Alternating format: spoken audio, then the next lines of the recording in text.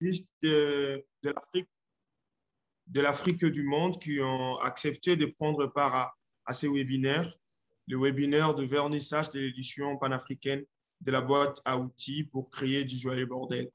Alors, vous avez été nombreux à vous inscrire, une quarantaine de personnes qui avaient pris l'inscription pour participer à ces webinaires.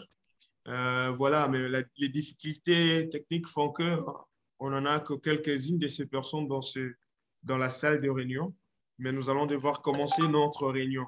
Alors, nous allons avoir principalement 7 points. Le premier point, nous l'avons déjà fait, c'était l'accueil et la mise en place des participants, qui a été fait par Phil, qui est notre ami derrière la technique, qui est en train d'admettre les gens dans la salle. Après ça, nous allons faire un petit mot, hein, un petit mot de circonstance sur le workshop d'Arusha, organisé en 2018, qui a donné naissance à cette boîte d'outils que nous allons utiliser aujourd'hui. Après ça, nous allons présenter la boîte à outils. Et puis, il y aura ma collègue Lalaina, qui intervient depuis Madagascar, qui va aussi prendre la parole pour essayer un peu de nous présenter comment se présente la lutte ou la résistance, la lutte non violente au niveau de Madagascar. C'était prévu qu'un ami de la lucha RDC puisse aussi nous parler un peu du combat de la lucha RDC, mais s'il n'est pas là, moi-même, je vais devoir aborder la question et puis nous allons chiter avec les questions et les réponses des participants. Voilà un peu de manière bref hein, les programmes de notre session de ce jour. Alors, par rapport au premier point, les mots de circonstance sur le workshop d'Arusha, pour les participants qui ont accepté de prendre part à ce webinaire, je voulais juste vous informer ou peut-être vous rappeler qu'en 2018, il y a eu une session panafricaine des activistes pro-démocratie, des activistes de changement. Ils se sont réunis à Arusha en Tanzanie. Et cette session a réuni une trentaine de jeunes activistes qui étaient de différentes nationalités. Nous avions eu deux amis qui étaient venus de Madagascar.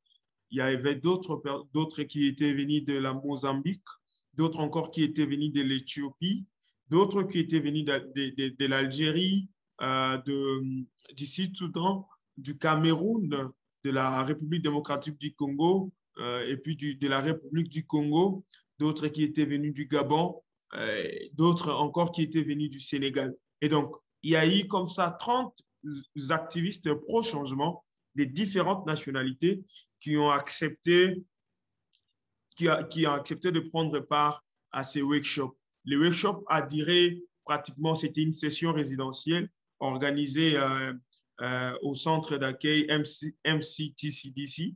Le workshop a été mouvementé parce que tout au long de ces sessions, de ces workshops, les activistes avaient présenté la lutte. Ils ont présenté la lutte qu'ils mènent dans les différents pays. Et il y avait comme ça des histoires très, très excitantes, des histoires très inspirantes sur la lutte non violente. Je me souviens encore de l'histoire sur Boga del Gabo, de certains amis qui ont raconté comment ils ont fait face à l'insécurité chronique à la Mozambique. Je me souviens de toutes ces luttes-là qui ont été menées par nos amis. Et au cours de cette session, on a essayé de raconter nos différentes expériences de la lutte non violente. Ces différentes expériences-là ont servi de base et ont inspiré les concepteurs du joyeux bordel que nous présentons en ces jours. Ils ont tiré des leçons à partir de ces histoires, de ces expériences de la lutte pacifique. Ils ont tiré des leçons, ils ont ressorti les principes de la non-violence active, ils ont ressorti les théories de la non-violence active, ils ont ressorti également quelques méthodes ou tactiques pour mener la révolution. Alors, là, il faut souligner que l'élément moteur de toute cette rencontre-là, c'est les injustices sociales, mais aussi l'unité de l'Afrique. Comme vous le savez, l'Afrique a fait face à la colonisation et après la colonisation, l'Afrique a fait face à des régimes qui se sont montrés autoritaires.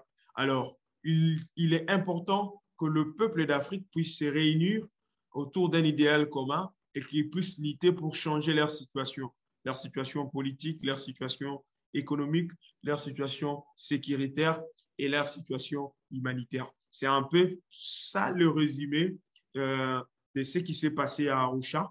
Et l'année passée, il y a eu la version anglaise de l'édition panafricaine de la boîte à outils qui a été publiée et nous avons plaidé pour que nous ayons aussi une version française. Il y aura aussi une version en arabe et une version en portugais. Aujourd'hui, nous allons euh, échanger un peu sur les contenus de cette version française de l'édition panafricaine de la boîte à outils.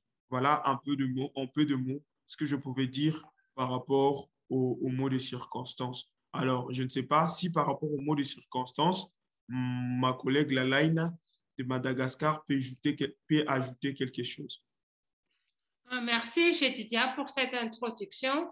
J'allais juste ajouter que cette boîte à outils Joyeux Bordel a pour ambition surtout de, de, de ne pas seulement mobiliser les activistes africains, mais aussi de mobiliser les activistes du monde entier à partir des expériences du panafricanisme et de l'expérience des camarades qui sont africains, des camarades africains, et aussi pour pouvoir contextualiser aussi les actions non violentes dans le cadre de tous les pays de l'Afrique, parce que chaque pays, même si le grand continent était et même si nous sommes réunis autour d'un grand continent, chaque expérience du pays est unique et pour avoir de l'efficacité dans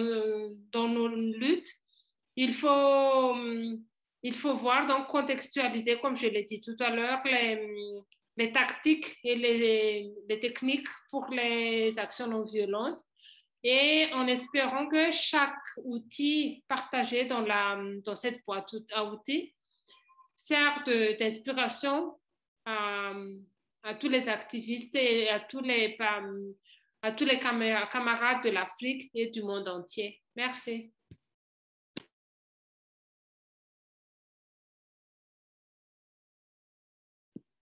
Tu peux continuer, Jedidia. J'avais oublié en fait de réactiver mon micro. Oui, oui, ça va, Laina. Merci beaucoup pour votre brillante intervention par rapport aux objectifs même poursuivis par cette boîte à outils qui doit nécessairement être un document d'inspiration qui doit inspirer tous ces peuples, toutes ces populations qui font face à l'injustice sociale, qui font face à des régimes autoritaires afin qu'ils arrivent à prendre conscience de leur situation et à lutter pour les changements positifs. Voilà, sans plus tarder, nous allons passer au troisième point de notre webinaire. Le troisième point, en fait, c'est le partage de l'expérience de la lutte de Liberty 32 à Madagascar. Liberty 32 est une organisation qui milite et puis qui va nous allons demander à Lalaina de reprendre encore le micro. Et s'il peut, en 10 minutes, il était prévu de présenter plutôt en 20 minutes ce que fait Liberty 30, 32 et l'expérience de la Ligue. Merci Lalaina, vous avez la parole. Oui, merci Jedidia. Comme nous sommes déjà un peu en avance dans le temps, je vais essayer d'être bref. Je ne pense pas que je vais utiliser les 10 minutes qui m'ont été attribuées parce que comme ça, on peut partager aussi les autres outils dans la boîte à outils du Joyeux Bordel. Donc, pour Liberté 32, je vais parler un peu de l'expérience, une expérience de la création de l'association du mouvement Liberté 32. Donc, c'est un mouvement qui a été créé dans un contexte de crise à Madagascar, lors d'une crise politique et qui a eu lieu en 2010. Donc, en 2010, comme il y avait des crises politiques, des coups d'État et ensuite des crises électorales suite à ces coups d'État, nous avons décidé de mobiliser les jeunes pour leur embellir un peu la participation politique et la participation civique des jeunes dans le cadre de la demande de la justice, parce que lors de cette crise, comme toutes les crises, c'était surtout les jeunes qui sont victimes, mais aussi peut-être à la fois sont des solutions parce qu'ils sont ils sont les acteurs. Donc, par rapport à cette expérience, par rapport par rapport à ce fait de crise, nous avons mobilisé des gens qui ont des expériences déjà en activisme dans leur domaine respectif. Étant moi-même, par exemple, j'étais active au sein d'une association qui a été à base chrétienne, mais il y a aussi des camarades qui sont actifs dans le monde d'autres causes, comme la cause environnementale, comme moi, j'étais dans la cause éducative. Donc, à partir du moment on a mis en place le mouvement, on a essayé de mobiliser les jeunes, surtout de réclamer la fin de la crise, parce que la crise s'est étendue pendant à peu près 3 ans, plus de 3 ans. Donc, on a mobilisé on a mobilisé sur la demande de la fin de la crise, de la tenue des élections surtout. Donc, les tactiques que nous avons utilisées, c'est surtout l'effet de boule de neige, c'est-à-dire que en partant de 5 personnes, on a contacté, une personne doit contacter 5 autres personnes et une autre personne doit contacter 5 personnes pour avoir une mobilisation. Et ensuite, on a aussi essayé de créer une plateforme dans laquelle tout le monde peut contribuer malgré la différence de toutes les causes, mais la cause commune que nous avons ensemble, c'est la demande de la fin de la crise. Ensuite, lorsque la crise a été, il y avait une résolution de la crise, on a continué le mouvement en étant actif dans l'élection et dans la mobilisation citoyenne pour l'éducation électorale. Donc, ce que nous utilisons dans nos tactiques, c'est que nous faisons des appels au niveau des médias, au niveau des radios, nous organisons des émissions au niveau des radios toutes les semaines. Toutes les semaines, c'est une émission hebdomadaire pour mobiliser les gens, mais en même temps aussi, nous organisons des speed meetings surtout dans les milieux publics à Madagascar, des speed meetings, parce que depuis, dans la plupart des cas, les meetings ne sont pas, je veux dire que les sit-ins, tout ce qui est rassemblement ne sont pas autorisés. Donc, à Madagascar, si c'était un rassemblement politique, donc il n'y a pas comment dirais-je, il n'y a pas une interdiction directe, mais la demande d'autorisation est très compliquée pour que les gens ne demandent pas l'autorisation, je pense. Donc, on a essayé de faire des speed meetings, donc on n'a pas besoin de demander des autorisations, mais on fait des mobilisations dans les lieux publics de 5 minutes, pas plus de 5 minutes. On essaie de circuler, on essaie pas de... On évite de se concentrer donc dans un lieu, mais on s'éparpille, on utilise surtout des signes, avec des cartons pour qu'on puisse les emballer directement dans nos cartables. Donc, depuis, nous avons essayé aussi de mettre des banderoles, mais nous mettons les banderoles pendant la nuit pour qu'on ne nous rattrape pas. Et ensuite, on fait le suivi que les banderoles ne sont pas abîmées. Et comme ça, maintenant, après nos expériences, on essaie de faire aussi, par exemple, des mobilisations pendant les jours de marché. Pendant les jours de marché, on circule dans aux jours de marché avec des outils comme l'homme sandwich. Donc, on circule avec des messages dans les marchés, puisque les marchés, en Afrique, je pense, c'est un lieu de rencontre de beaucoup de gens. Donc, on n'a pas besoin aussi de demander l'autorisation en circulant dans le marché, mais en même temps, on met des cartons en forme de vêtements et on met nos messages de demande de justice sur ces cartons. Maintenant, depuis l'année 2020, l'année 2019 plutôt, non l'année 2018, surtout on a commencé, mais en l'année 2019, on a concrétisé beaucoup plus. Nous avons mis en place des formations pour les actions non violentes pour des activistes à Madagascar pour que les transferts d'engagement se passent et nous encourageons surtout les activistes à explorer des outils auxquels on peut utiliser sans être compromis par l'État ou le gouvernement. Merci, Jedidia.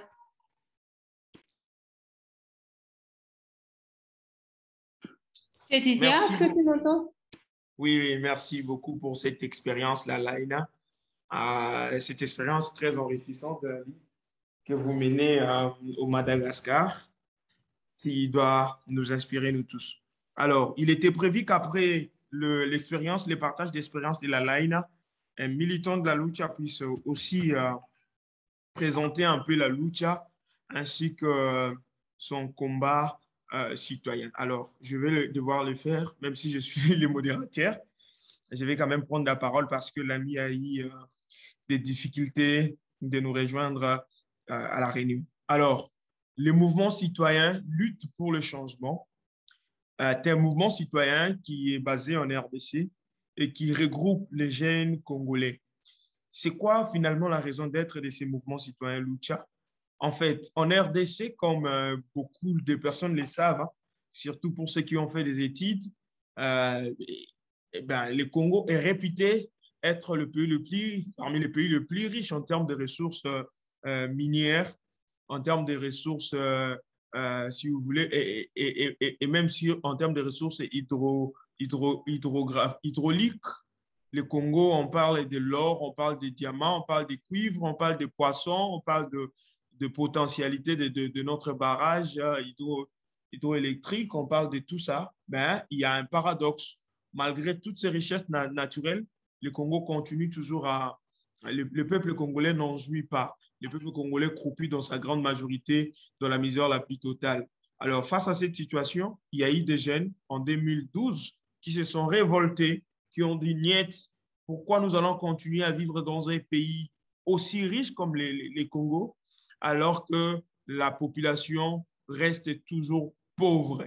Pourquoi ces paradoxes? C'est comme ça qu'en 2012, un groupe de jeunes indignés par leur situation sociale d'abord, parce qu'ils étaient pour la grande majorité de sans-emploi, mais aussi indignés par leur situation politique. Pourquoi la situation politique? Parce que le pays était dans une instabilité conjoncturelle. À chaque fois qu'on organisait les élections, eh bien, ce n'était pas le vrai vainqueur qui était proclamé et la corruption ainsi que le détournement de la volonté du peuple battait son plein. Alors, indignés par leur situation sociale, ça veut dire le chômage, la situation politique où on assistait à des élections truquées à chaque cycle électoral, mais aussi la situation économique, parce que la morosité de la situation économique, les marasmes économiques faisaient en sorte que la grande majorité de la population vit dans la pauvreté la plus absolue, malgré que nous avons des terres arables, malgré que nous avons des ressources naturelles, mais le peuple a de la peine pour manger, le peuple a de la peine pour aller à l'école. Nous avons des écoles qui n'ont pas de bancs, nous avons des routes qui sont délabrées. Bref, c'est l'ensemble de toutes ces situations qui avaient indigné ces jeunes-là et ils ont décidé d'agir pour changer les choses. Tout a commencé en 2012 dans la ville de Goma. La ville de Goma, c'est une ville située à l'est du pays, mais qui est aussi assez particulière, hein, parce que dans cette ville-là, eh bien, dans cette province-là, plutôt, l'insécurité, elle est très élevée. Alors, c'est toutes ces situations-là qui ont poussé ces jeunes à manifester. C'est comme ça qu'en 2012, la lutte de la lucha va commencer. Alors, c'est quoi finalement la vision de la lucha? La vision de la lucha, c'est en fait le respect de la dignité humaine et la justice sociale. Parce que, pourquoi la justice sociale? Parce qu'au Congo, il y a une poignée d'individus, un groupe réduit d'individus qui profitent de la richesse du pays, alors que la grande majorité de la population croupit dans la misère. Alors, il faut changer la donne. Il faut que nous ayons un État qui soit à mesure, n'est-ce pas, de redistribuer les richesses nationales pour le bien-être collectif de la population et pas un État monarchique, un État prédateur qui fonctionne seulement pour l'intérêt des groupes réduits d'individus. Et le respect de la dignité humaine aussi, c'est l'autre pilier fondamental de la lucha. Alors, à partir de cette vision-là, la lucha s'est donné une mission. La mission de la lucha, c'est en fait conscientiser la population, amener le peuple à prendre conscience de son pouvoir et exercer ses pouvoirs citoyens de la non-violence. En le faisant, lorsque nous aurons un peuple qui sera exigeant vis-à-vis des autorités, alors les autorités seront redevables vis-à-vis de la population. Alors, peut-être pour ne pas monopoliser la parole, avant de citer, la lucha a mené plusieurs batailles. Parmi les principales batailles de la lucha, c'est notamment la bataille pour l'alternance démocratique ou bien politique au sommet de l'État. Dans l'histoire politique de la RDC, le pays n'avait jamais connu d'alternance. Ça veut dire la passation civilisée du pouvoir entre des présidents. Nous ne l'avons jamais connu avant 2018. C'est comme ça que la lucha avait milité pour arracher cette alternance-là. On faisait face à M.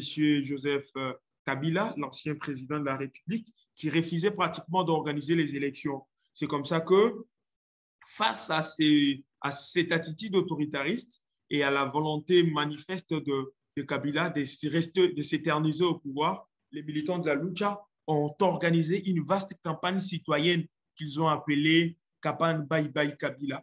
Tout au long de cette campagne-là, nous avons organisé des manifestations publiques, des marches pacifiques, des sit-ins, des marches pacifiques dans plusieurs villes du pays, des sit-ins, des journées villes mortes.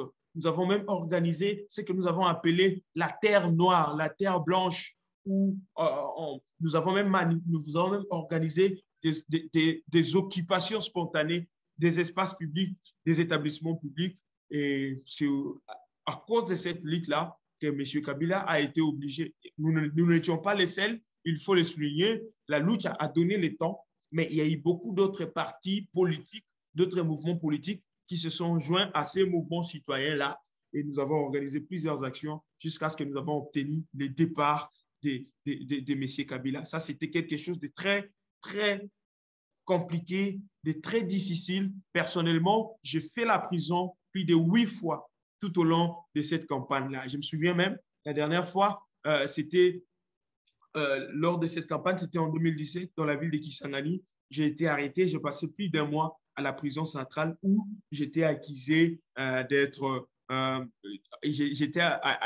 d'entraîner un mouvement insurrectionnel et une révolution. Bref, c'était une lutte compliquée. Nous avons même eu des personnes qui ont perdu la vie.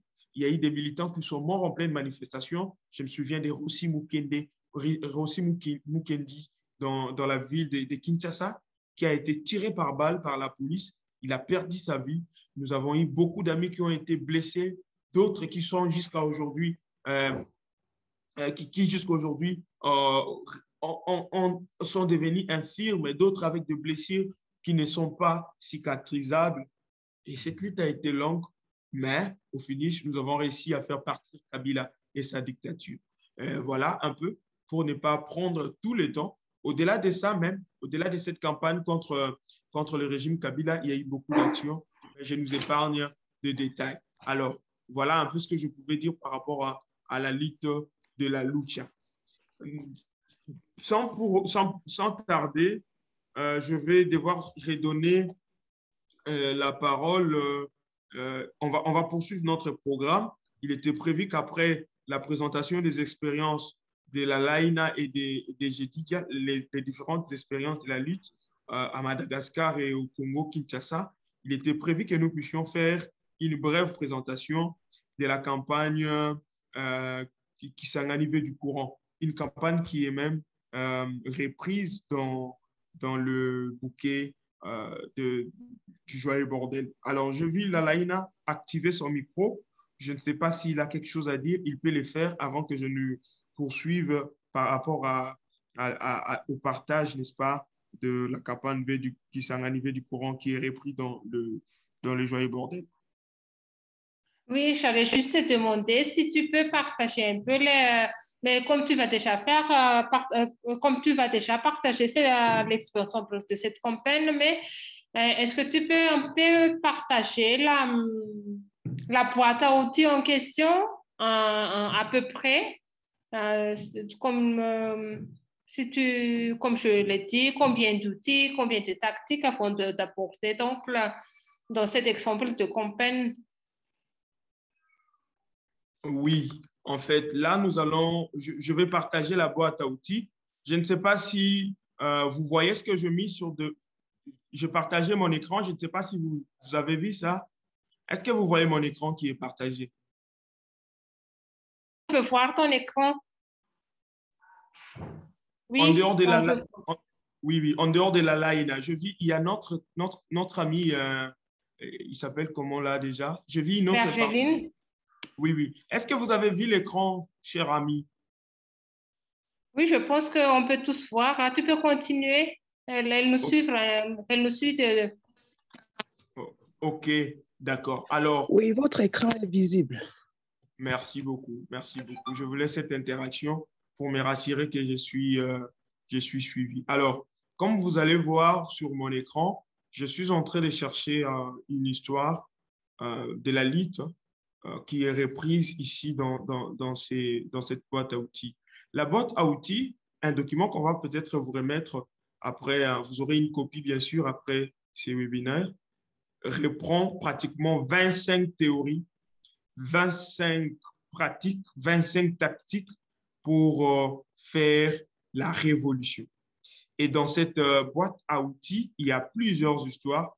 Il y a quelques histoires de certains amis qui ont partagé lors du workshop que nous avons eu en 2018 à Arusha. Je suis en train de chercher, voilà, ce que j'étais en train de chercher, c'est en fait ces récits. Comme vous le voyez peut-être, ces récits qui s'enganivent du courant est une histoire que nous avons partagée dans la boîte à outils. Mais qu'en est-il de cette histoire? Il s'agit de la ville de Kisangani, qui est une ville située à l'est de la République démocratique du Congo. Dans cette ville-là, eh bien, la population avait du mal à accéder au courant, à l'énergie électrique. Il y avait une barrage qui était installée dans la ville, qui devait alimenter toute la ville en énergie et en courant électrique. Malheureusement, la Société nationale, cet établissement de l'État qui est chargé de fournir du courant à la population, ne les faisait pas de manière efficace et efficiente. On observait là une certaine léthargie, une certaine incompétence dans les chefs des animateurs de cette institution de l'État qui était censé servir du courant à la population. Alors, ce qui s'est passé, c'est que nous avons la lutte, les mouvements citoyens lutte pour le changement, avaient manifesté, avaient organisé une vaste campagne qu'on appelait Kisangani veut du courant. Pendant cette campagne-là, nous avons organisé des marchés pacifiques. Nous avons organisé plusieurs marches pacifiques pour obtenir de la part des autorités l'amélioration de la desserte en énergie électrique dans la ville de Kisangani. Nous avons organisé plusieurs marches. Nous avions, certains de nos militants étaient même arrêtés, mais nous n'avions pas abdiqué. Nous avons continué avec la lutte. Et cette lutte-là nous a permis en fait de réussir notre objectif. Notre objectif, c'était quoi finalement pendant la lutte? L'objectif de la lucha, c'était arriver à remplacer les gestionnaires de la Société nationale d'électricité qu'on appelle SNEL chez nous. Parce que ces gestionnaires-là étaient caractérisés par une incompétence. Et c'est ce que nous avons réussi à faire. L'autorité qui gérait cet établissement de l'État a été remplacée. Mais qu'est-ce qu'il faut retenir par rapport aux leçons, par rapport à cette lutte-là? La première question, pourquoi la lutte-là a fonctionné? Pourquoi nous avons réussi à faire partir les autorités de la SNEL et à améliorer la desserte en énergie électrique? Il y a des choses que nous avons relayées dans la boîte à outils. La première des choses, c'est qu'il y avait un engagement populaire pour faire pression aux autorités. La plupart des cas, lorsque nous menons la résistance, nous oublions, les militants se comportent en quelque sorte comme, comme s'ils avaient les monopoles de la lutte. Généralement, les militants pacifiques, lorsqu'ils mènent une lutte, ils ont du mal à faire adhérer une large population à la cause qu'ils sont en train de réclamer. Mais pour nous, cette lutte-là, nous avons réussi à faire adhérer la grande partie de la population qui a accepté de manifester avec nous. La deuxième des choses, c'est que le public qui avait peur de se joindre à nous à cause de la répression, nous avons concentré nos efforts et nous nous sommes repliés sur les personnes qui étaient inspirées par notre lutte ou notre revendication. Alors, il y a eu beaucoup de manifestations et lorsque les gens qui avaient au départ peur de se joindre à nous ont vu que nous étions en mesure de faire face à la police, de faire face à la répression, ils ont compris finalement qu'eux aussi, ils devraient agir pour améliorer leur situation et ne pas continuer à avoir peur de la police. De cette histoire, il y a le principe clé de la non-violence stratégique. Je vais lire ça.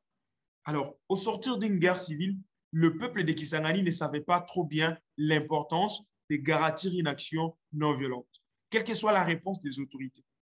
La discipline que nous avons réussi à insuffler lors de cette campagne-là a été puissante de deux manières. Premièrement, elle a créé chez les sympathisants, toutes les personnes qui nous suivaient, un sentiment de résilience qui a permis à ces personnes de dépasser leur peur et de se confronter à la brutalité policière. La deuxième chose qui est très importante, c'est que la campagne a permis d'agir avec sagesse et d'appeler au repli des manifestants lorsque la réponse du régime devenait totalement disproportionnée. Et de cette histoire, il y a eu une théorie que nous avons dégagée, la théorie que nous avons dégagée, qui est repris en bas, comme vous pouvez le voir, c'est que finalement, les autorités qui utilisent la répression ne sont pas plus fortes que la population. Si surtout nous prenons conscience de notre situation et que nous agissons. Alors, il y a eu de ces choses-là que nous avons fait de manière spontanée. Par exemple, en pleine journée, nous avions allumé des bougies pour manifester. Et c'était tellement inspirant. Les gens pouvaient se demander, mais qui sont ces personnes? Est-ce que ces militants, ils sont fous? Ces manifestants sont fous? Comment ils peuvent allumer la bougie en pleine journée? Or, pour nous, le fait pour nous d'allumer la bougie en pleine journée, c'était pour dire, voilà, nous avons besoin de la lumière. Nous voulons avoir la lumière. Donc, pas seulement la nuit, mais nous voulons aussi avoir la lumière la journée. Donnez-nous du courant. Voilà un peu, de manière brève, l'histoire de la campagne Kisangani veut du courant. Lorsque vous allez parcourir cette boîte à outils, vous allez trouver beaucoup d'histoires qui reprennent la lutte menée dans les différents pays plutôt de l'Afrique ici. Et des livres et de ces livres-là, il y a tellement de principes et des tactiques qui peuvent inspirer aussi d'autres militants. Voilà un peu ce que je pouvais dire par rapport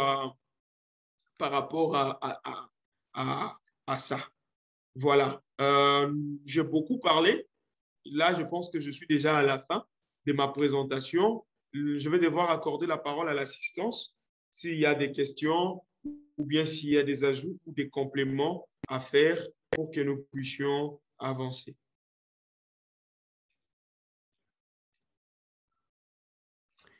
Est-ce qu'il y a une question?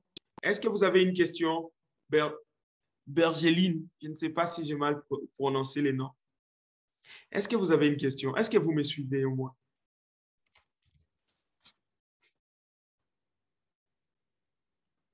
No question? No question?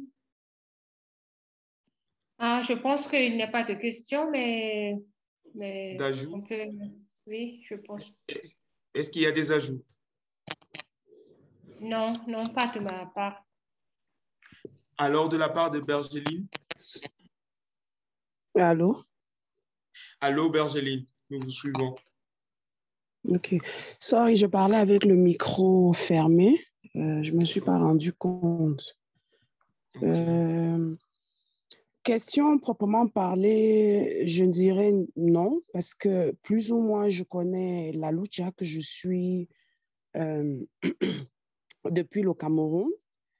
Et voilà, donc je connais plus ou moins, je suis même en relation avec certains membres de la lucha. Donc, ce que Jedidia a présenté, je les connais plus ou moins en tant que vos différentes actions, je les connais plus ou moins, puisqu'on s'en inspire à notre niveau. Par ailleurs, je ne sais pas s'il me sera peut-être permis aussi Oui, de présenter, de parler exactement. du mouvement dans lequel c'est vrai que c'est une requête, ce n'était pas dans votre programme. Bon, Bergeline, C'était pas dans... vous Oui. pouvez partager très brièvement votre mouvement, vous présentez votre mouvement, vous présentez les leads que vous menez, parce que l'objectif finalement de ce webinaire n'est pas l'objectif académique, hein, ici nous cherchons plutôt à converger tous les efforts, tous les militants de la non-violence active afin de construire une force et de voir comment nous pouvons ensemble nous inspirer les uns et les autres des luttes menées pour changer la situation de nos populations. Donc, je vous accorde la parole. Great. Vous pouvez présenter votre mouvement. Great. Merci beaucoup et rebonjour à Lélina, Bonjour. que je connais très bien. Nous sommes dans un autre réseau de femmes. Bonjour à Phil et merci de m'accorder ce petit moment pour parler de Stand Up for Cameroun, qui est le mouvement dans lequel je suis le plus actif ces derniers temps. Je suis Bergeline Domou. Je suis activiste politique des droits humains résident au Cameroun. Je suis politiquement engagée au sein du CPP, qui est le Cameroun People's Party. Le Cameroun People's Party qui est membre d'un mouvement, d'une plateforme qui s'appelle Stand Up for Cameroun. Et Stand Up for Cameroun est le résultat d'une analyse politique après des années, une analyse politique de la situation camerounaise qui nous a fait comprendre qu'il était important de se mettre ensemble. Parce que Stand Up for Cameroun, c'est une plateforme qui regroupe plusieurs entités, que ce soit les partis politiques, que ce soit les organisations de la société civile, que ce soit des simples citoyens, des simples Camerounais qui peuvent être partisans ou non partisans, etc. Donc, c'est cette plateforme née en 2016 que je vais rapidement parler. Donc, notre analyse qui nous mène à mettre sur pied Stand Up for Cameroun, entre autres, c'est que les élections sont un outil pour les dictateurs africains de se maintenir au pouvoir. Nous avons, entre autres, essayé de trouver dans l'histoire du monde, peut-être qu'à partir d'ici, certains pourront nous donner un exemple, mais nous avons essayé, nous avons cherché quel est le dictateur dans l'histoire, quel dictateur a laissé le pouvoir, est parti du pouvoir grâce par les élections. On n'a pas vu, et ça coïncidait avec nos analyses qui nous ont fait comprendre que ce sera difficile par les élections de faire partie Paul Biya. Ce sera difficile. Ce ne sera possible qu'avec la mobilisation du peuple camerounais, une mobilisation massive, le people power, qui et dès lors était clair pour nous.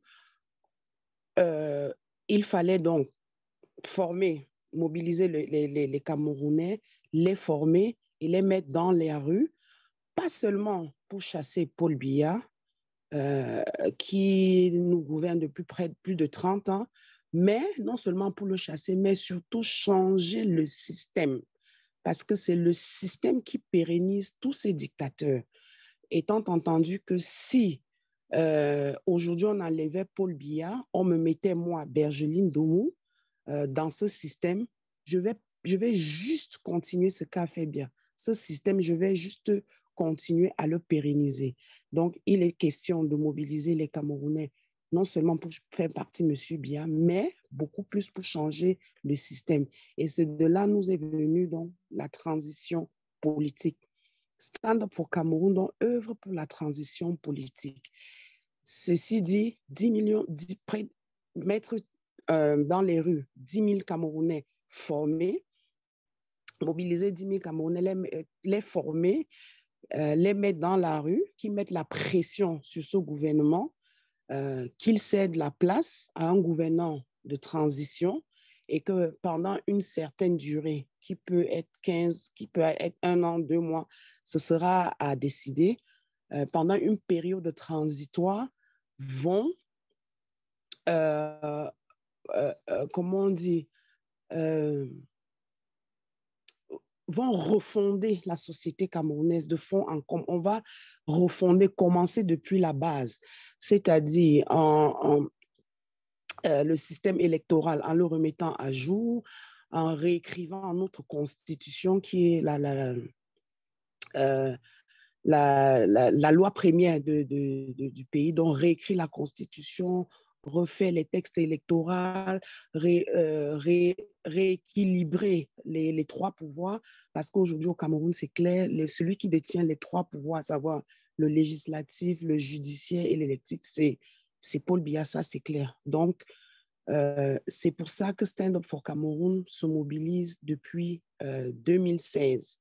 Il est vrai, je dois signaler quand même qu'à la base, ce qui nous fait sortir, ce qui fait bouger Stand Up for Cameroun, c'est l'anticipation des élections, parce que le parti au pouvoir tenait à sécuriser ses 7 ans de pouvoir et a donc décidé de lancer les élections législatives. Au lieu de 2018, il est préparé pour 2016. Et là, nous sommes sortis vraiment avec des manifestations chaque semaine.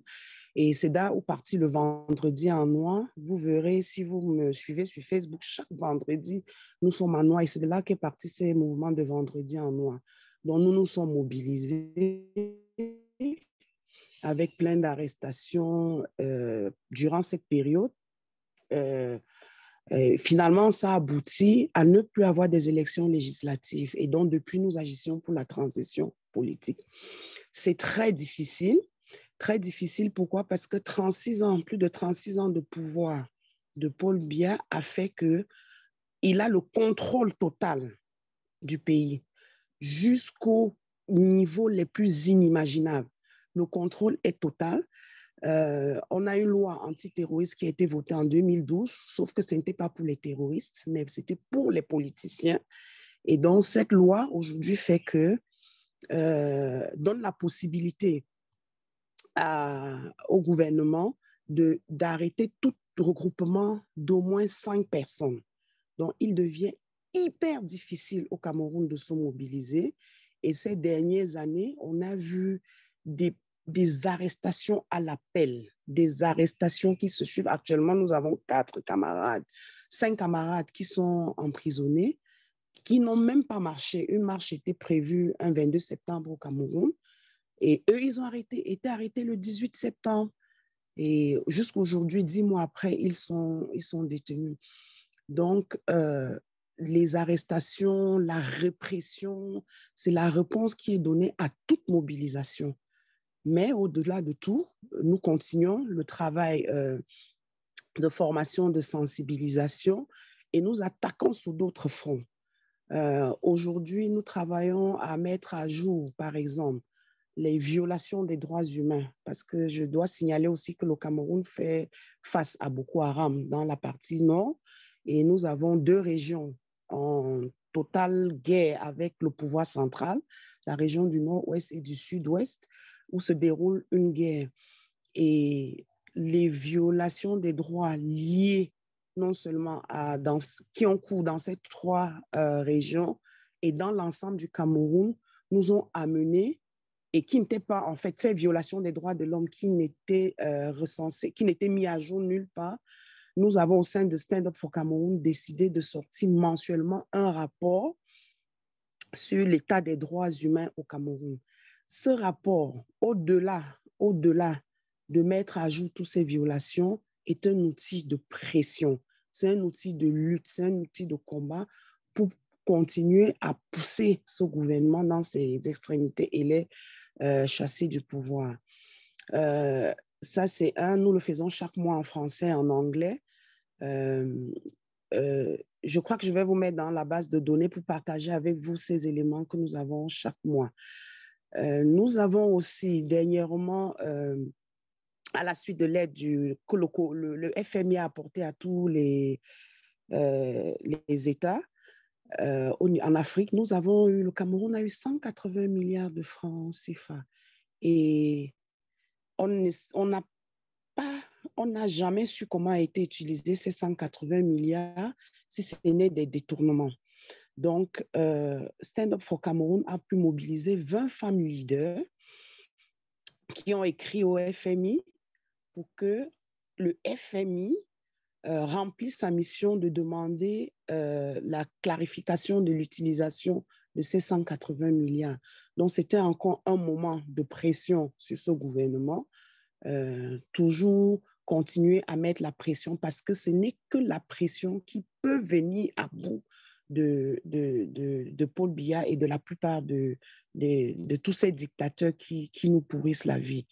Donc, en gros, Stand Up for Cameroun, c'est une plateforme de plusieurs organisations et des individus qui qui travaillent à mobiliser des Camerounais pour la transition politique. La transition politique étant le départ du régime actuel et de la refondation du Cameroun.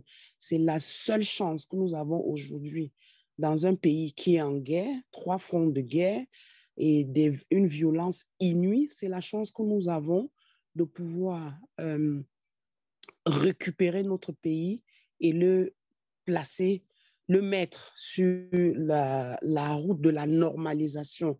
Je ne vais pas encore parler de développement ici, mais de la normalisation. Et c'est ce travail que nous faisons au quotidien, que je fais au quotidien en tant que l'une des coordinatrices. Je ne vais pas conclure sans parler aussi d'un mouvement que nous avons créé au sein des Stand Up for Cameroun, qui est le Mothers of the Nation. Mothers of the Nation, c'est un groupe de femmes. Oui, groupe de femmes qui, à l'issue de la guerre du nord-ouest et du sud-ouest, des femmes se sont levées pour dire stop à la guerre, parce que ce soit les militaires, les gendarmes ou les policiers qui meurent au front ou les séparatistes qui meurent au front, c'est les enfants des femmes. Donc, ce mouvement a vu le jour au sein de Stand Up for Cameroun et elle aussi, comme Stand Up for Cameroun, en gros, tend à mobiliser les femmes pour agir. Et je peux dire avec fierté aujourd'hui que le gros de la mobilisation au sein de Stand Up for Cameroun se fait par les Mothers of the Nation. Et nous tous, nous œuvrons pour la transition politique. Donner le pouvoir au peuple, renforcer le pouvoir du peuple pour qu'il chasse les dictateurs et refonde le système. Voilà en gros ce que je pouvais dire. Merci. Je n'étais pas préparée à parler, mais bon. Voilà. Merci beaucoup. Merci, Père Chéline.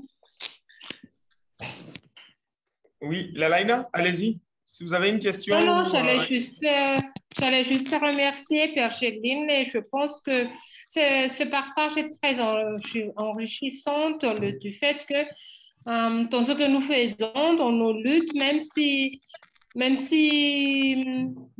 ne sommes pas très nombreux, même le turnout d'aujourd'hui, la mauvaise participation d'aujourd'hui, c'est une matière à réflexion parce que je ne sais pas chez vous, mais chez nous, à cause du COVID-19, il est beaucoup plus il est beaucoup plus intéressant de mobiliser maintenant les gens parce que pendant la COVID-19, il y avait pas mal de décisions politiques qui n'ont pas été très justes. Donc, les gens, dans la demande de la justice et surtout dans le domaine de l'activisme politique, les gens sont très fatigués, de plus en plus indifférents. Donc, c'est maintenant que jamais que nous aurons besoin plus de personnes qui vont mobiliser les citoyens en général pour ne pas lâcher la révolution, mais pour continuer la lutte que nous menons aujourd'hui. Voilà, merci Lalaina. Est-ce que je peux dire quelque chose par rapport à ce qu'a dit... Allez-y, Bergeli. Oui, oui, Léla a très bien fait de mettre l'effet COVID. L'effet COVID. Ça est l'impact sur la lutte, l'impact du COVID n'a pas été que sanitaire. Ça a été ça a eu un gros effet sur la lutte. Ça a été un autre outil qu'a saisi le gouvernement pour accroître la répression. Il était difficile, quand la pandémie était au top, de faire quoi que ce soit et ils n'ont pas loupé l'occasion de renforcer cette ceinture autour de ceux qui agissent. Donc, ça a été un moment très difficile. Et au-delà de cette difficulté d'agir pour les activistes et autres, l'impact psychologique, l'effet que cela a eu sur les Africains, notamment les Camerounais, mais aussi son impact économique. Le Covid a été, on va dire, pas très bien géré chez nous. Les petits, on va dire, l'économie a subi énormément. Et aujourd'hui, cela fait que mobiliser est triplement plus difficile qu'avant le Covid. Triplement plus difficile qu'avant le Covid. On a beaucoup réprimé pendant cette période. Les populations sont sorties de là psychologiquement atteintes avec les maux, les maladies, etc. Mais économiquement, ils sont tabous. Et ce n'est pas de telles personnes qu'on mobilise facilement pour la lutte. Donc, le défi va grandissant pour nous, les combattants en Afrique. Merci.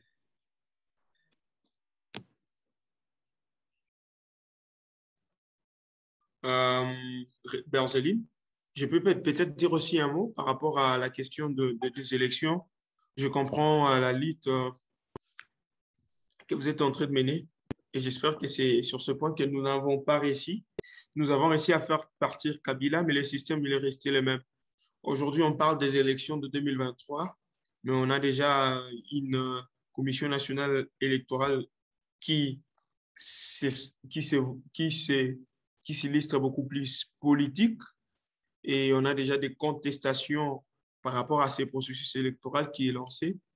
J'espère que c'est vraiment un défi, comme vous l'avez souligné, et qu'il sait qu'il faut, au-delà d'une transition ou bien au-delà d'une alternance politique, c'est qu'il faut vraiment, c'est une transition politique. et j'estime que ton expérience va nous être utile parce que la lutte a déjà commencé avec des manifestations encore par rapport à ce processus électoral. La semaine passée, plutôt cette semaine, nous avons manifesté pour demander à ce que l'on puisse dépolitiser la Commission nationale et électorale. Et nous avons aussi demandé à ce que les pouvoirs politiques se mettent à l'écart de l'organisation des élections. Nous espérons que cette fois-ci, nous réussirons à faire gagner le peuple et que véritablement le vœu du peuple exprimé lors de ces élections sera respecté. Voilà, j'espère que nous sommes pratiquement à la fin. Je vis Bergeline. Je peux rapidement dire quelque chose? Oui, allez-y. Oui, j'ai dit, Dia, tu as touché un point qui est très important. Nous avons beaucoup de révolutions en Afrique. Nous avons des peuples qui se lèvent de plus en plus contre le système et prêts à en découdre. Sauf que, et tu l'as bien dit pour votre pays, la RDC, sauf que nous nous lançons dans cette lutte sans avoir dit, après cette lutte, voilà comment nous pensons le pays, voilà comment nous concevons le pays, voilà le Congo que nous voyons après cette révolution. Et on l'a vu, que ce soit même au Burkina, que ce soit au Soudan, quand bien même ils ont réussi, quand les peuples ont réussi à prendre le dessus, ça devient très difficile pour eux de faire différemment, parce que le système demeure en place. Le système qui a maintenu les populations dans cet état, qui a gardé le pays dans cet état, est encore présent. Et tant qu'on ne vient pas à bout du système, je crois que ce sera une lutte à la limite. C'est peut-être un peu trop fort, ce sera une lutte pour rien. Parce qu'on rentre dans le même système. Et tant qu'on est dans le même système, on n'a rien changé. On a juste changé les hommes, mais pas le système. Or, le système est le fond, qui est le fondement de ce pouvoir, de tous ces pouvoirs, de toutes ces dictatures. Donc, il ne suffit pas de dire on a changé l'homme, mais c'est ce système qu'il faut toucher. Et cela nécessite un gros travail d'analyse, un gros travail de réflexion qui dit voici la RDC que nous pensons, voici nous avons dit voici le Cameroun que nous pensons. Et c'est fort de cela que que nous travaillons aujourd'hui, de telle sorte que si nous parvenons à chasser Biya, changer le système, on sait très clairement quels sont les leviers, qu'est-ce qu'il faut faire pour refonder totalement le système, pour refaire le Cameroun. C'est très, très important. Il ne suffit pas de changer les hommes, mais c'est le système qu'il faut venir à bout. Merci. OK. Mesdames et messieurs, distingués participants à ces webinaires de vulgarisation de la boîte à outils, nous sommes pratiquement à la fin de notre riche session. Je vais demander à Phil, à travers la line, bien sûr, de nous activer un peu la fonctionnalité vidéo comme ça. On va prendre une photo de famille avant la fin.